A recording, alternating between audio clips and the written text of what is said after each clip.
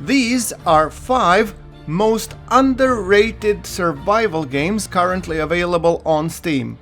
Hi everybody, Survival Joe here, and if you are looking at for a new survival game and looking always at the Steam reviews, I know I am, well, in that case, sometimes, just sometimes, those can be slightly misleading, and actually not just misleading, but the thing is, game, despite some popular reviews, it doesn't just get enough audience, and my mission as Survival Joe here, who actually loves to play survival games, I want to show you these games, which they are. So without further ado, let's get with the first one. The first one is actually Green Hell. The game is currently, at this moment, sits at roughly 1,653 concurrent players with a rating of 87, very positive, which means that it has decent reviews. The game is actually hardcore survival in the Amazon, where you can actually build your base, but you have also some narrative, there is a story as well mode, but there is also a sandbox survival. And the reason why I think that this game simply does not get appreciated enough is mainly because of its punishing difficulty. The game needs you to actually maintain a consistent intake of both proteins, carbs and everything else to keep a nice healthy balance. It's also set in the pretty scary setting. It's beautiful. Amazon is a lush forest, it's amazing, but everything there is out to kill you. So that actually plays into a very punishing difficulty and sometimes frustration when you try to build things and out of nothing you just get either beaten by a leech, get infection and start going very, very badly for you, or you get a bee bite and or bee sting, sorry, and just encounter a jaguar or whatnot. Like I said, so many things out to kill you, and that's why this game, due to its punishing difficulty, I don't think people appreciate it enough. But all in all, I've played it, I'm enjoying it, it's an amazing game, and I suggest you check it out. The second game is not that much underappreciated, it's Raft. The game itself sits at 93 rating, very positive. It's a chill survival exploration meditative building game where you're basically just traveling on a raft and building your raft so that you can survive, eat, drink water, and you basically do it by fishing out most of the things out of the water, while at the same time you have a hungry shark going around and trying to make you in a very, very nice lunch. So the reason, well, that one I wouldn't say it currently sits at 7,148 concurrent players, which is actually pretty good given that it's a survival game. So that one is the least underrated, and raft mechanics, why I think it's actually underrated, is that raft mechanics seems repetitive at the first glance, but they're not, and it seems like there's much to do which is actually wrong. So what I think is that the whole building aspect of it seems a little bit boring and repetitive, but it's not. Actually, the whole experience is quite nice, chilling, can be scary at times due to the hungry shark, but all in all, I find it very nice and relaxing, and I might even in the future play it on my channel. The third one you have seen on my channel, which is a Medieval Dynasty. It currently sits at the rating of 90, very positive, with a concurrent player count of 2,486.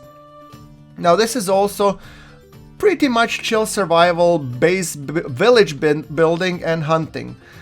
So the reason why I think that game is underrated is that it is actually a steep learning curve, because skills take some learning and priorities, figuring out what to build, what to do next.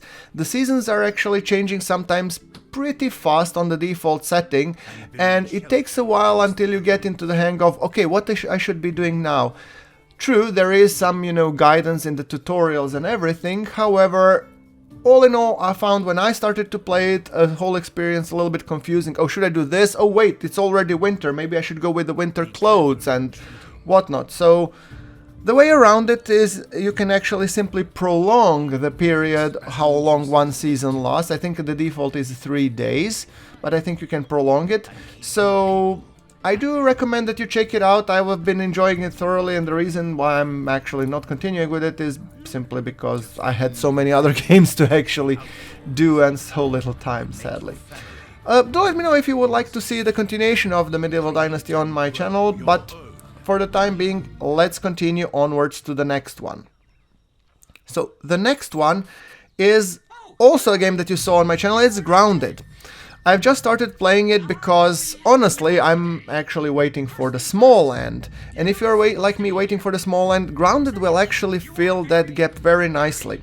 It currently sits at 88 rating, which is very positive, with a total concurrent player count of 1211, which is actually severely underrated. But the thing is, with the game, it offers a unique perspective. It's a survival, exploration, base building, and word of warning to you guys who have arachnophobia, well, it can get pretty darn intense. However, there is arachnophobia mode, so you can always turn those into big spiders, into big blobs of, you know, circles and whatnot. However, I found that it's really underrated because of its unique perspective, its backyard, its difficult opponents, and I don't know, maybe it's just undiscovered or something, why there's not more people playing. I don't know. The whole game feels pretty chill. It's kind of fun and it's interesting. It's a little bit quirky, and I cannot recommend it enough. I found it very nice. And then we come to the last one, which in my opinion is the most underappreciated survival game ever. And that is actually Stationeers by Rocketworks. Its concurrent players are really low. It's 214 concurrent players, and the game sets at 84, very positive. I'm guessing because of everybody is looking at, I don't know, the Icarus, which is the latest work from, you know, Rocketworks, but Stationeers is actually really fun.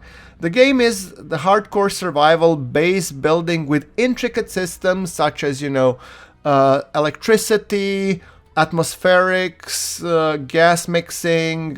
You can build the whole base on a planet, which can be various planets, like it can be Moon, it could be Mars, it could be Venus, it could be even imaginary planets. I cannot recommend this game enough. It has a steep learning curve, which I think is the main reason it's so underrated, beside the fact that it has been in early access forever. However, the devs are really taking it seriously. They're integrating a lot of love into this game, and over the past year it has received a lot of updates, and the biggest one is being developed right now. It's being multiplayer, being revamped. They don't have a date yet, but they have really improved the performance and everything. So I think it's since it's systems oriented, the survival is simple, but automation, it takes a lot of experimentation until you get it right, and this is where I actually think that this game shines. So if you're really into a survival game and you're not really looking to be, you know, killed by, I don't know, a wolf, a bear or whatnot, or a zombie, this one actually, your mistakes can actually kill you, and it's not that harsh at the beginning. So I found this a great balance and a fantastic survival game to check it out. So don't trust me? I mean, check my main Groundforks channel. I will provide a link at the end of this episode. I have played it a lot and I found the game amazing. So hope you like this. This is a total of 5 games which I think that are most underappreciated. And if you know of any other games that are underappreciated on either Steam or Epic or any other store, please do let me know in the comments below. I would really like to hear from you. That being said, thank you very much for watching, and I'll see you in my next episode.